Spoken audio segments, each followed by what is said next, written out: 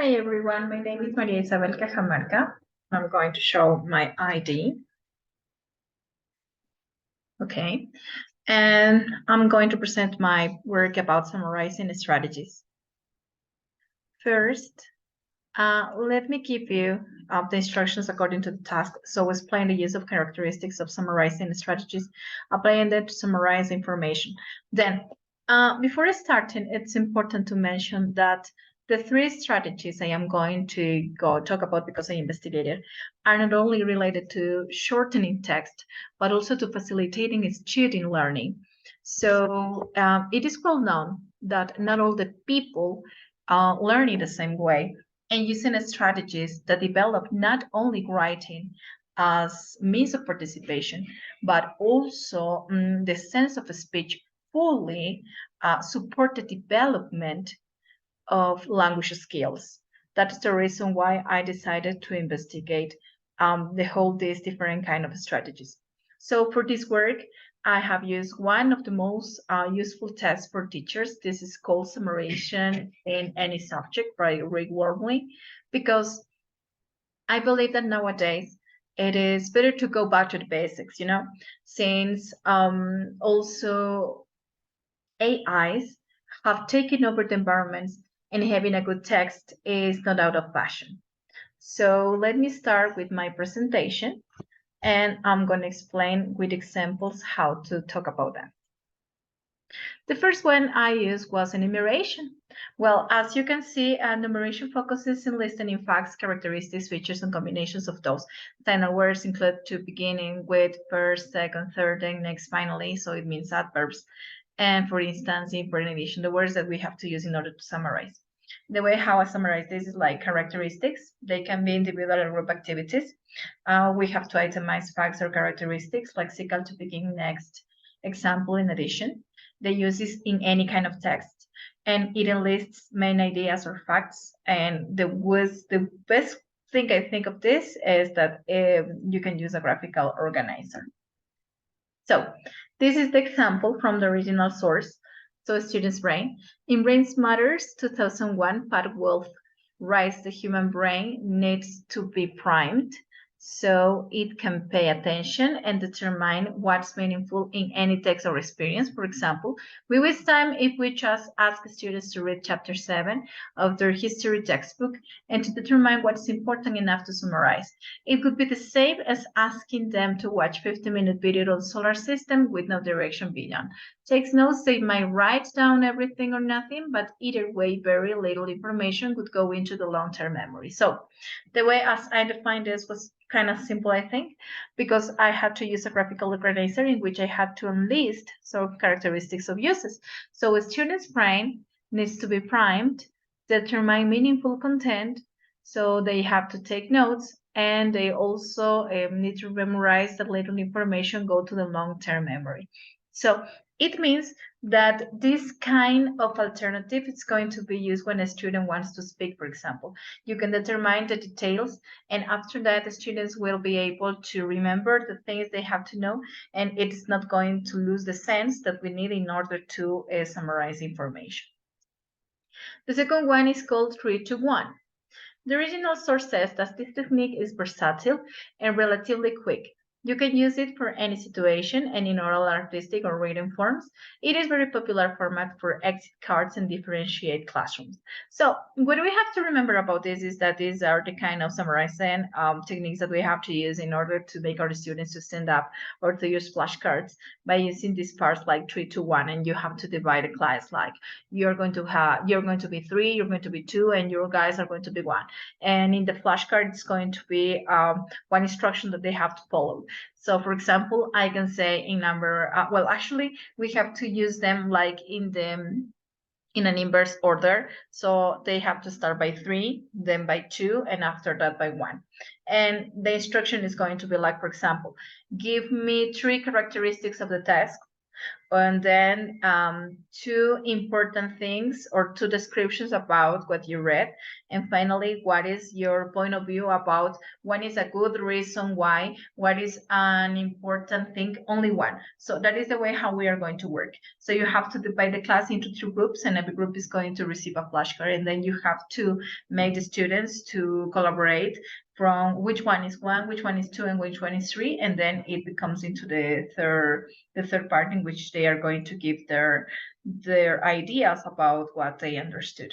So the characteristics of this is that it's adaptable. Like I also use the strategy here, like 3 characteristics, 2 uses, and 1 point of view, like one good reason to use it. So the characteristics, it is adaptable to any kind of subject. It is easy to use, and it is also quick to use. The use, it can be used orally and writing. And the main reason and the main point of this is that using flashcards facilitates the learning process because it makes it entertaining and meaningful. The example. So we internalize vocabulary that we hear and say repeatedly. Something that is internalized tends to be really accessible and in front of our minds. We don't have to use a reference book.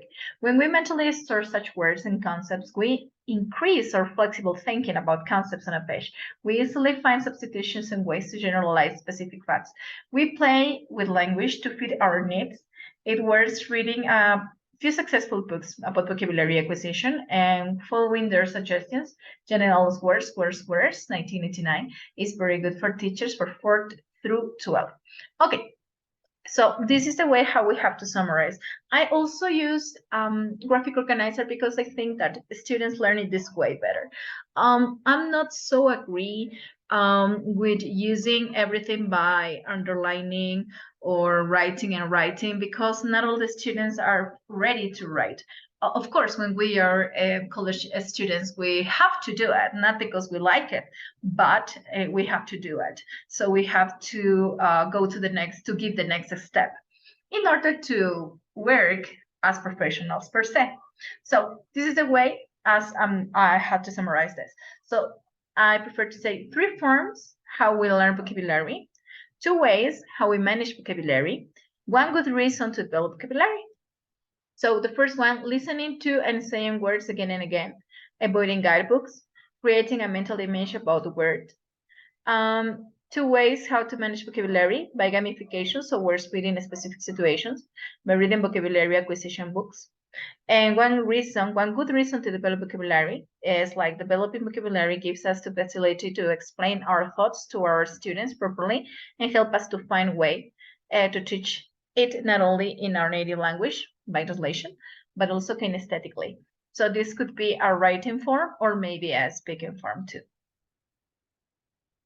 The third one is called PQRST. The original source says that P and Q portions create an anticipation guide and prime the brain for what is to come. Although reading the material twice increases comprehension, it is not always possible in our busy world.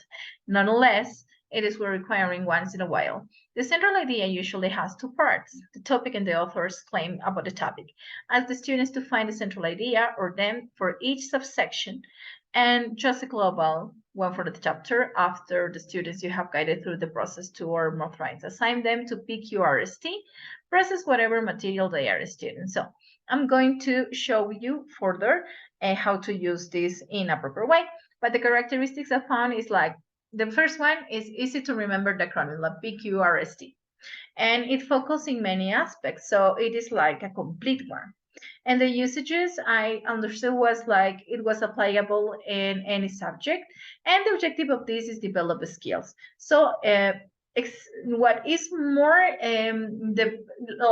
what we have most to develop is like analysis skills. Then in the example, it looks like this, like summarizing. Okay, this is a text taken from an interesting web page. So back in 2004, in her popular writing text fit to print, defining summarizing as reducing text into 1/3 or 1/4 its original size, clearly articulating to the author's meaning and retaining many ideas. Diane Hager, 2008, in a Canadian Writer's Reference, explains that summarizing involves staring our thesis and main idea simply briefly and correctly in page 62. So the purpose of summarizing is to briefly present the key points of a theory or work in order to support an argument, provide context for papers, thesis, reader literature reviews, and annotate bibliography.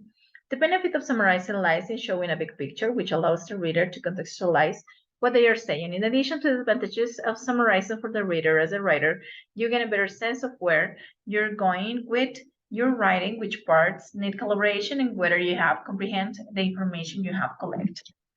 The way how I use this strategy is like first remember what it is, like P from preview to identify main parts, Q for questions to which find the answers, read the material twice if possible, S from state the central idea or them, and T for test yourself by answering the questions.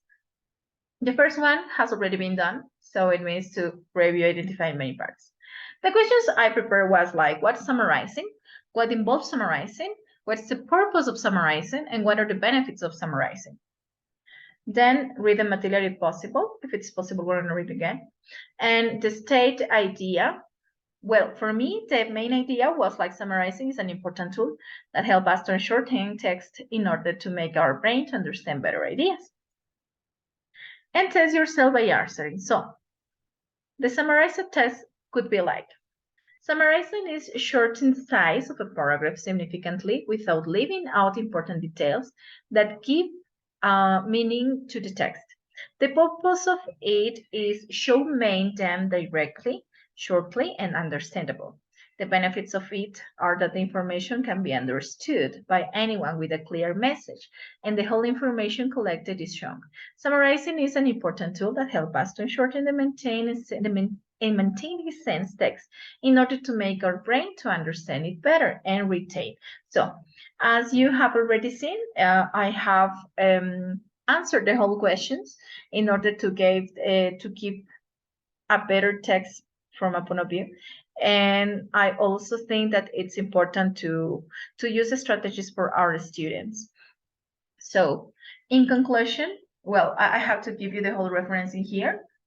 And in conclusion, I think that having this kind of strategies are helpful for our students and for us too, because as teacher, we have to know how to manage the whole information and obviously how to give them good summaries for them to understand and be able to use them properly. Because summarizing is not only about making something short. The objective, or for me, the main objective is to use this short form to do the things in order to study and learning and comprehending better. For your attention, thank you very much.